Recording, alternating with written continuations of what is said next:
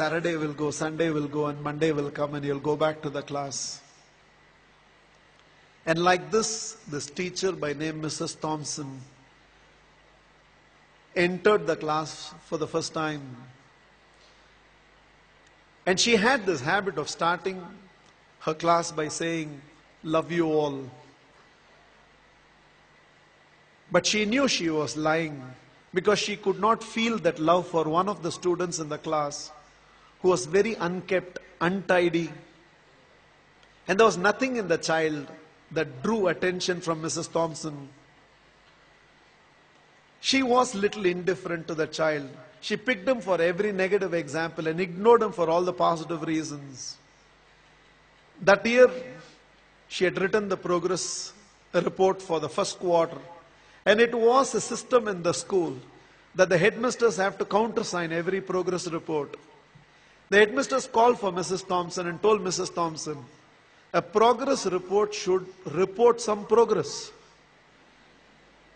It should make a parent feel my child has a future. The way you have written the progress report for Teddy, that is how he was called.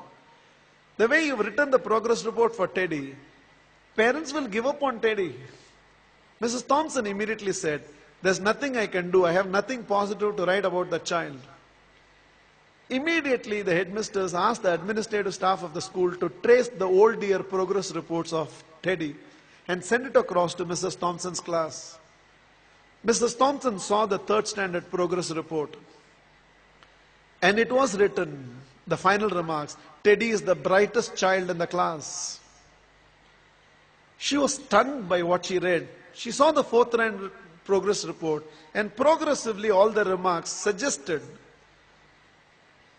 that Teddy's mother was suffering from terminal cancer. She is not able to give the attention she used to give to Teddy, and it's just beginning to show up on the performance of Teddy. The fifth standard progress report read, Teddy had lost his mother and along with that himself.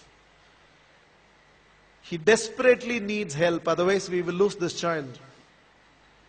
By then there were tears in the eyes of Mrs. Thompson. She looked at the principal and said, I know what to do.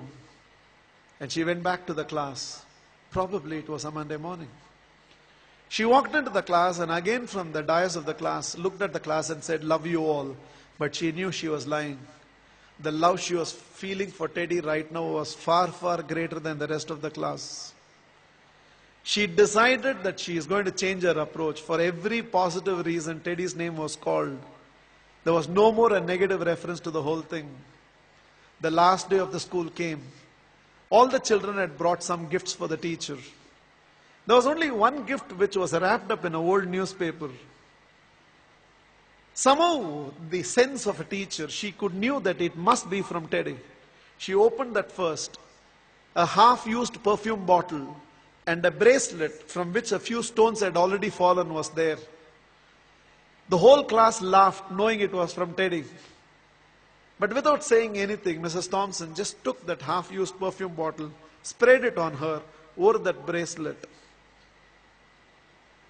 With a quarter smile, it seems Teddy told,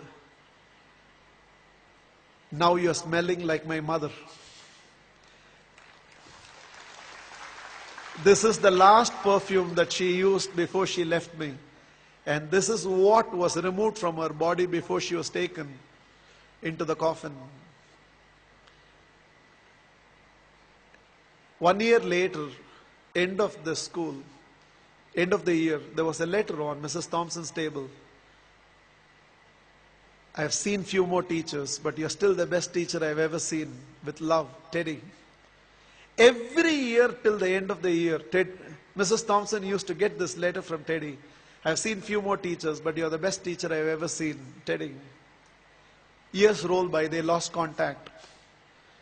Somewhere an agent traced Mrs. Thompson, who had retired by now, and handed over a letter. And the letter was signed, Dr. Theodore, PhD. Teddy had gone on to become a PhD. And the letter read, I've seen many more people in life, Mrs. Thompson, This is your Teddy. You're still the best teacher I've ever seen. I'm getting married, and I cannot dream of getting married without your presence. Along with that enclosed were to and fro flight tickets. Mrs. Thompson couldn't resist. She no more had the perfume bottle, but she still preserved the bracelet. She wore that and went to the church. She was trying to sit in the last row, but volunteers identified and ushered her right to the front row. And right in the front row, there was a seat with a placard written, Mother.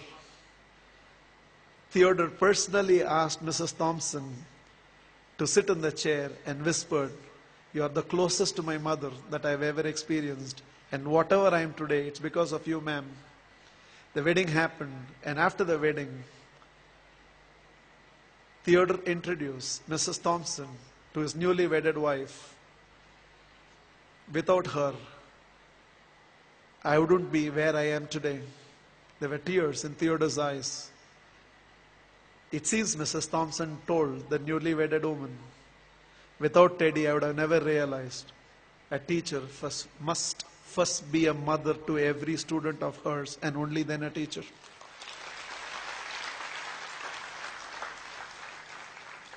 This is just my request to all of you. There is a Teddy sitting in your class. When you go back to your classroom on Monday morning, there is a Teddy in that class, and you can be that Mrs. Thompson. Please, on Monday, don't go back to the institutes as a teacher. Go back as a parent who can also be a teacher and be a turning point in the life of those children. You plus me. I believe we can build a new world.